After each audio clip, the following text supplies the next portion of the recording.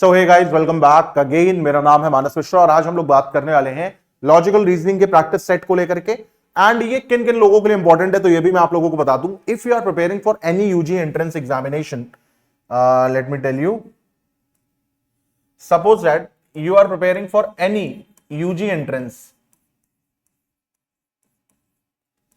in 2025. So this is the first video, that's why I am introducing it.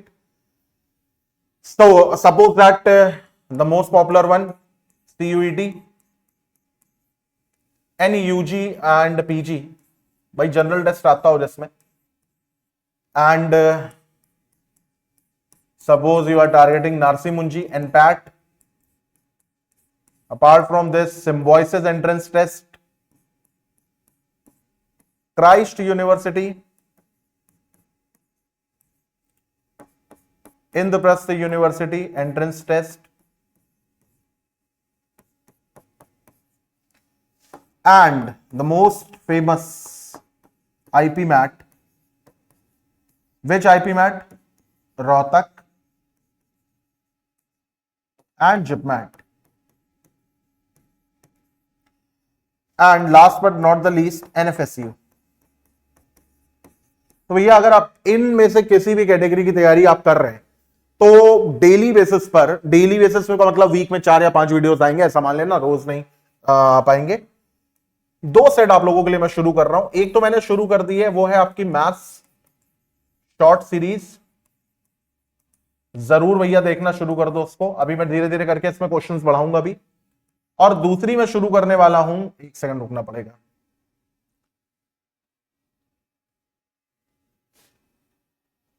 हाँ, तो तब तक मैं ये कह रहा था कि दूसरी में करके जो इसमें ऐड ऑन करने वाला हूं, वो जो आज ही हम लोग शुरू कर रहे हैं वो है LR की। ठीक है, सो LR सीरीज, सो LR सेट आप ये कह सकते हैं आज पहला है। मैं कौन, जो लोग मुझे नहीं जानते हैं भाई, तो मैं पेशे से इंजीनियर हूं और था, मतलब अब तो नहीं हूं खैर।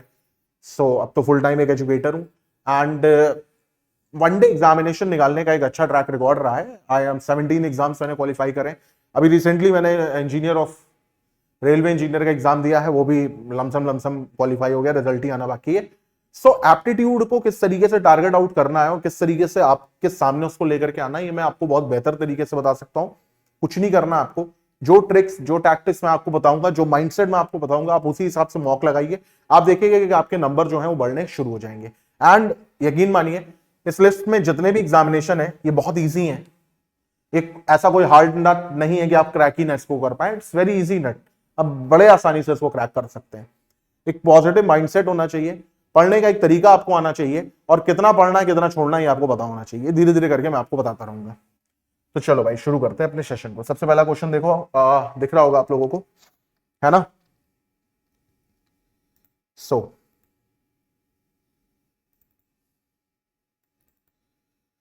Just a second.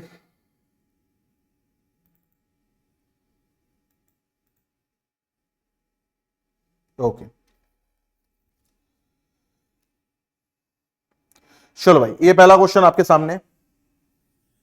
So this question is of conditional coding. क्या कह रहा है ये कह रहा है कि 3#4%8 बिकमिंग 6, 3#4%8 से हमको 6 बनाना है।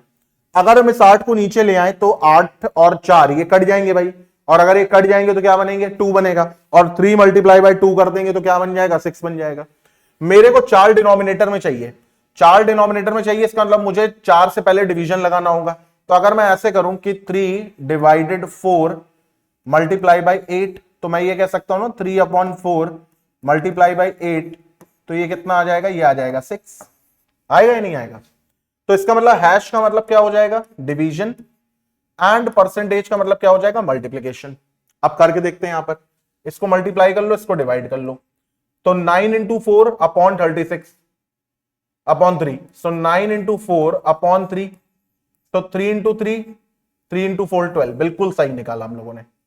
तो चलो अब जो हमें आंसर निकालना उसके ऊपर बात करते हैं। परसेंटेज मतलब मल्टीप्लाई, 6 अपॉन में कर दिया 24, 12 से इसको काटा 2 बार में, 2 से इसको काटा 3 बार में, करेक्ट आंसर आ गया हमारा 3। बी ऑप्शन हमारा करेक्ट आंसर आ गया। ठीक है, चलो अगले उस पर आते हैं।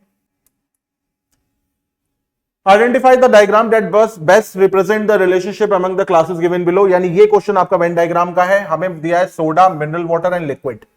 Soda, mineral water and liquid. तो मैं चाहता हूं मेरे से पहले आप ही लोग इसका आंसर दो।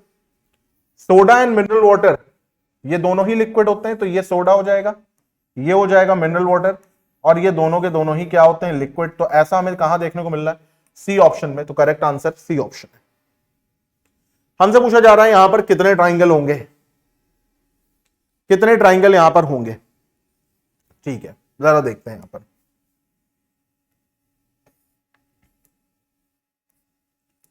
देखो यहां पे पहला 1 2 3 4 5, नाउ 6 7 8 9 10। 10 तो इंडिविजुअल हो गए। अब हम कनेक्ट कर करके देखेंगे। 10 हो गए हमारे। अब यहां पर देखो 11 12, now 12, then 13, 14, 15, 15 हो गए हमारे पास। देन उसके बाद अगर मैं देखूं यहां पर 16, 17 एंड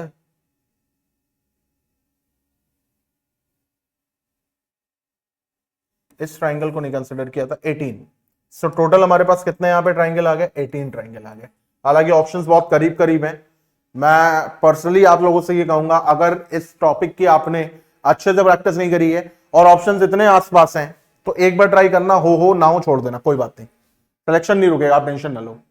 ये क्वेश्चन आ गया हमारा सिलोजिज्म का, और ये क्या कह रहा है भाई, ये कह रहा है no shirts are T shirts. So no shirts are T shirts, okay. Then all T shirts are cotton, तो all T shirts are cotton. Then conclusion में ये कह रहा है some shirts are cotton, shirts का कुछ हिस्सा कॉटन में दिख रहा है, no. No T shirts are shirts, no T shirts are shirts, ये तो सही है। Why? Because no shirts are T shirt, तो no T shirt or shirt, ये तो होगा बिल्कुल भाई। नो तो रिवर्सिबल होता है ना भाई, कोई टी शर्ट शर्ट नहीं है, कोई शर्ट टी शर्ट नहीं है, नो की लाइन है। तो इसका मतलब आंसर आएगा only conclusion 2 follows, B option. क्या आंसर आएगा, ओनली कंक्लूजन 2 जो है वो फॉलो करेगा। यहां पर क्या कह रहा है, cube painted yellow on all the faces and cut into 27 small pieces of equal size, how many small cubes are painted only one face. भाई इस टाइप का जो क्वेश्चन होता है, if you are preparing for NPAT, आपको जरूर दिखेगा, ठीक है। तो आप सपोज दैट आपसे यहां पर क्या कह रहा है कि एक बड़ा सा क्यूब है, 27 स्मॉल क्यूब्स में उसको कट किया गया है, तो आपको बताना है वन साइडेड क्या होगा। तो n+2, ठीक है। वन साइडेड का एक फॉर्मूला होता है, आप ये बात ध्यान में रखना सबसे पहले। वन साइडेड पेंट का फॉर्मूला हो, हालांकि क्यूब पर मैं एक मिनी सेशन ले लूंगा, जितने क्वेश्चन बनते हैं मैं आपको बता दूंगा, आप उतने रट के चले जाना, बस उतने ही बनेंगे। वन साइडेड पेंटेड का एक फॉर्मूला होता है, वो होता है m-2 का whole square multiply by 6। m-2 का होल स्क्वायर मल्टीप्लाई बाय 6। यहां पे m क्या है, तो m मान करके चलो आप एज हैं। अब यहां पे m देखो कितना आएगा, m की वैल्यू क्या आएगी, m की वैल्यू आएगी क्यूब रूट ऑफ 27 यानी 27। तो m की वैल्यू कितनी आ जाएगी, 3। तो आप वैल्यू पुट कर दो, 3 - 2 दैट इज 1, 1 का स्क्वायर 1, तो 1 × 6, करेक्ट आंसर इज 6। या पूरा सॉल्व कर लो, 3 - 2 का होल स्क्वायर, तो 6 × 1, तो 6 हमारा आंसर आएगा। आप ऐसे भी कर सकते हैं, ठीक है। चलो देखो, कोई चीज अगर नहीं आती समझ में, टेंशन ना लो, अब आ गई ना आपको समझ में। कम से कम मैं कह रहा हूं इस वीडियो में आपको कोई फायदा हुआ हो ना हुआ हो, आपको वन साइडेड पेंट का फॉर्मूला तो पता चला। इसी तरीके से टू साइडेड पेंट का फॉर्मूला होता है, वो क्या होता है, इस 2 को इससे मल्टीप्लाई कर दो, 12m-2 होता है। 3 साइडेड हमेशा 8 होते हैं, ठीक है। और 4 साइडेड क्या होता है, m-2 का क्यूब होता है। कोई बात नहीं, धीरे धीरे करके हम लोग हर एक चीज सीखेंगे। ये डाइस का क्वेश्चन है। हमें यह बताना है कि 4 के अपोजिट में क्या आएगा, 4 के अपोजिट में क्या आएगा हमको यह बताना है। तो यहां पर देखो 153 है, 254 है, तो अगर मैं देखूं यहां पे तो 5 और 5 यहां पे कॉमन है, और कुछ है 13249 नहीं। क्लॉकवाइज चलो 1 आएगा, क्लॉकवाइज चलो 2 आएगा, तो 1 का अपोजिट 2। अब जिनको नहीं आता हो यहीं से सीखेंगे, क्या करते हैं, कॉमन कॉमन को बेस बनाते हैं, क्लॉकवाइज चलते हैं। 1 का अपोजिट 2, देन 3 का अपोजिट 4, तो 3 का अपोजिट 4। अब आप कहोगे कि 5 बचा, 5 का अपोजिट क्या हो जाएगा, तो जो मिसिंग है वो 5 का अपोजिट हो जाएगा। ये हमारे आंसर्स आ गए। हमको निकालना किसका, हमको तो 4 का निकालना था ना, 4 का तो 3 आ गया। अब क्या ये चीज टफ है, नहीं, जिसको आती हो कर लेगा, जिसको नहीं आती हो नहीं करेगा।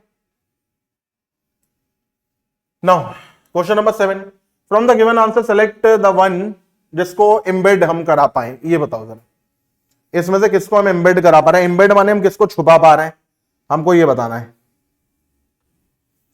और यहां पर आप एक बात ये नोटिस करो, ये है हमारे पास, इसको हमें हाइड कराना है। सो इसको अगर हम यहां पर देखें, ये वाली लाइन मिसिंग है, ये वाली लाइन मिसिंग है, तो इसका मतलब ये ऑप्शन तो नहीं होगा, ठीक है। फिर यहां पर देखो, ये लाइन ऐसे आनी चाहिए थी, तो ये भी नहीं होगा। फिर यहां पर देखो, ये लाइन ऐसे आई, फिर ऐसे आई, फिर ऐसे आई, फिर ऐसे आई, ऐसे आई, तो करेक्ट आंसर हमारा क्या हो जाएगा, ये सी ऑप्शन। बस as simple as that. A piece of paper is folded and cut as shown below in the question figure. From the given answer figure indicate how it will appear when open. तो ये है आपका paper cutting and folding का। एक ये paper है, paper को इस तरीके से फोल्ड आउट करा और उसके बाद यहां पर एक ट्राइंगल लगा दिया, यहां पर क्या किया, एक ट्राइंगल लगा दिया। तो क्या करेंगे बताओ जरा, ये किस तरीके से बनेगा। सबसे पहले तो ऊपर वाला पोर्शन खोला जाएगा, है ना। तो जब ऊपर वाला पोर्शन खोला जाएगा तो ये ट्राइंगल जो यहां पर बना हुआ है, इसके ऊपर एक ट्राइंगल यहां पर ऐसे बन जाएगा, और यही सेम फिगर नीचे ही बनेगा। तो यहां तो बनते हुए दिख रहा है, यहां देखो सेम सेम दिख रहा है, जबकि सेम नहीं होता है। यहां पर भी देखो सेम सेम डायरेक्शन में नहीं होगा, और यहां पर देखो, अब देखो इधर, फिर जब हम इसको इस तरीके से खोलेंगे तो ये इसका रिवर्स यहां पर बनेगा और इसका रिवर्स यहां पर बनेगा, जो चीज यहां पर भी नहीं बनती हुई दिख रही है। तो सिर्फ और सिर्फ एक ही ऑप्शन हमारे पास आया, ए ऑप्शन।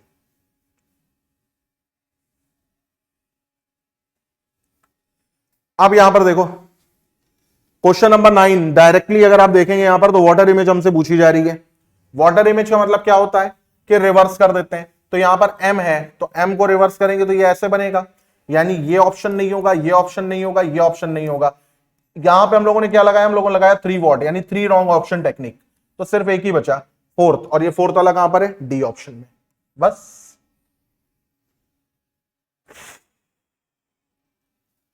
सो यहां पर क्या कह रहा है भाई, हाँ, will continue the establish by the 6 problem figure, इसको 6 कर लो, ठीक है। अब देखो इधर 1 2 3 4 5 6 7 और 8, तो ये ऑक्टागन है और एक लाइन है।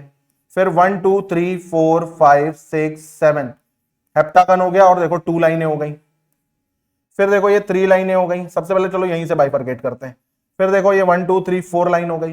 फिर देखो ये 1 2 3 4 और 5 लाइन हो गई। अब हमें 6 लाइन चाहिए।